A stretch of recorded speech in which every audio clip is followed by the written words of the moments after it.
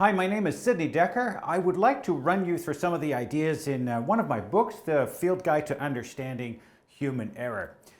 What we want to do in this little series is to look at what's called the old view versus the new view to understanding human error. Now, those are, of course, judgmental terms, and there may be much better ways to characterize these different ways of thinking about human error. But let me give you an introduction.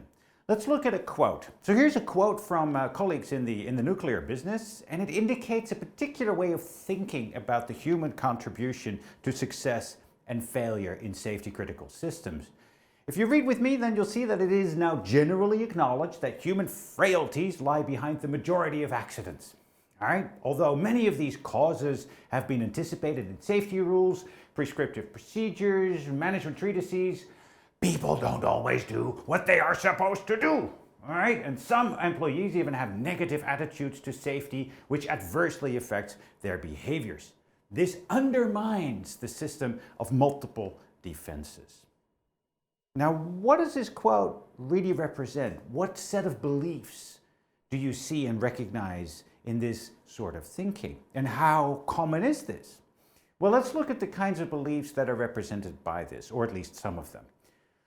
First of all, you could find in that argument the following claim, and that is that complex systems are fine if it weren't for the behavior of some people in that system, some bad apples, people who don't really want to follow the rules, people who ignore the management treatises, people who don't do what they are supposed to do. So the system is fine except for these people.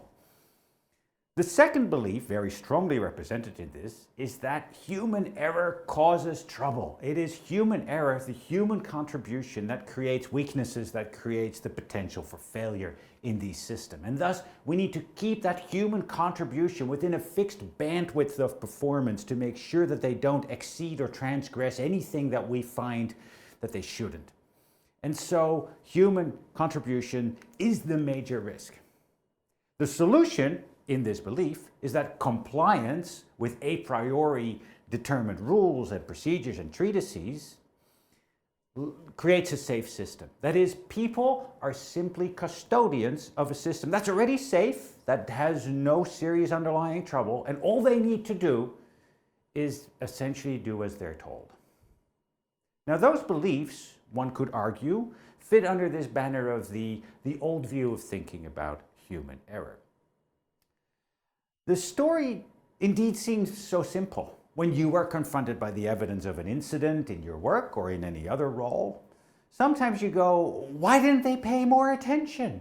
Or if just somebody had recognized the significance of this particular indication or of that piece of data, then nothing would have happened.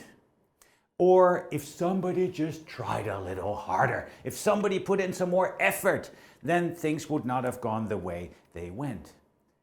And perhaps you run into people who think that shortcuts and taking shortcuts or doing workarounds is not a big deal. They do them all the time and that goes well, so why should they be concerned about them? This typically gives rise to that sort of old view thinking, right? Where human error is the cause of all of your trouble, where people just need to stay within that bandwidth, and if they do, everything will be fine. Now, the issue is that 70 plus years of research in human factors and safety science shows a very different story. And that's, for the purposes of this little talk, the second or deeper story, all right?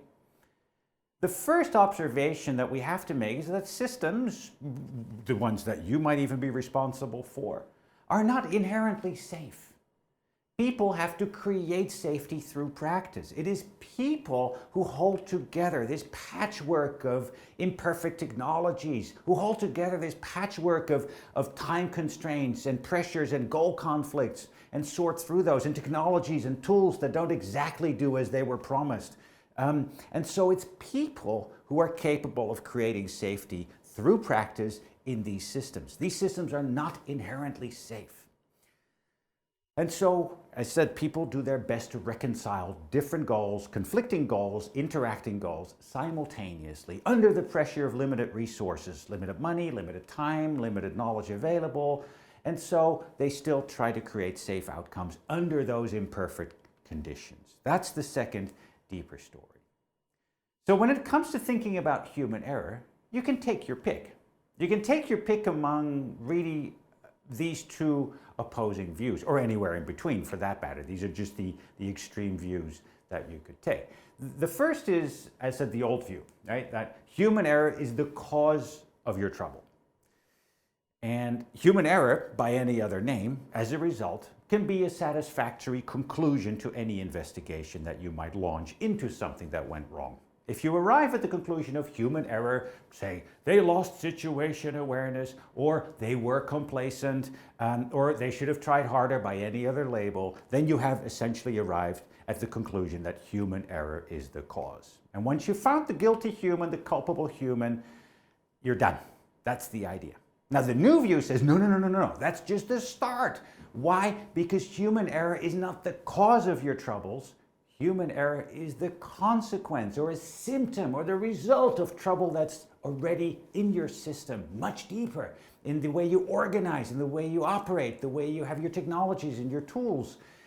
Human error, as a result, is the starting point of your investigation. Once you've found a human error, you have the starting point. That's where you begin, not where you stop. This is where you begin your investigation.